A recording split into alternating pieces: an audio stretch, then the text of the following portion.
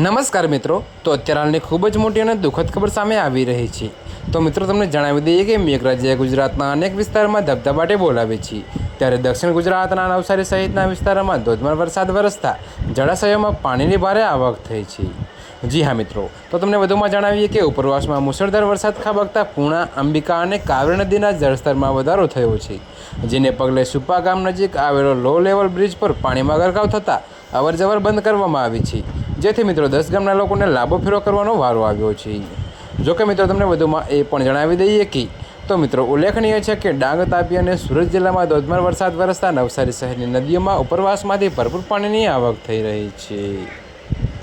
જોકે મિત્રો પૂર્ણા, અંબિકા અને કાવેરી નદીના જળસ્તર સતત વધી રહ્યા છે, જેને પગલે નજીકના ગામોને સાવચેત રહેવાની સૂચના અપાઈ છે।